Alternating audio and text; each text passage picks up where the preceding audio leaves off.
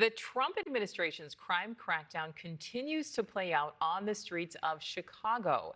And it comes as Chicago lawmakers have rolled out a new website in order to assist immigrants. It provides an essential checklist for new arrivals with links to resources related to food and shelter, obtaining a government-issued ID, and enrolling kids in school. Border correspondent Allie Bradley is live here in Chicago. So, Allie, where do things stand right now? Yeah, hey, Nicole. So the Trump administration right now making good on its promise to bring that show of force to Chicago, as we are seeing federal agents and officers very openly and freely operating throughout the area. Now, we did just get our hands on some footage that we want to share with you here today out of Bronzeville, which is in the Chicago area as well, where they were actually at a shelter in that area outside of a homeless shelter. You see the moments that those vans pull up here. So we actually heard from Border Patrol about what they say happened in these moments. They say agents actually had a park across the street and they were meeting up to go after specific targets that were not at that shelter.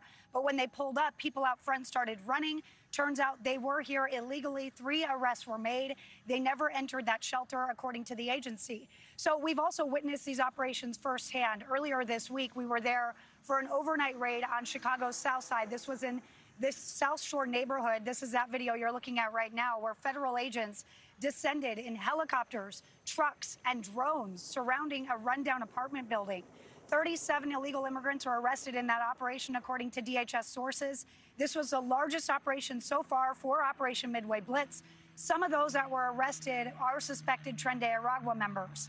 Meantime, Governor Pritzker continues to push back against ICE agents and Border Patrol in Chicago. He believes, though, regardless of the government shutdown, the immigration operations will continue. Take a listen. The president is likely to keep the militarization going. He can do that because there are emergency personnel and military personnel that he can keep on the job. And so, yeah, Nicole, that also applies to the National Guard as well. So we can anticipate, despite the government shutdown, that the National Guard, those 100 troops, will still be deployed here. Now, we heard from the Pentagon, who says that they did receive the request from DHS. They'll make a decision, timing there of when that deployment might come in due time. Nicole. And Allie, we know that the administration, has maintained they will deliver on President Trump's campaign promise of stopping illegal immigration at the border. What do the new numbers show?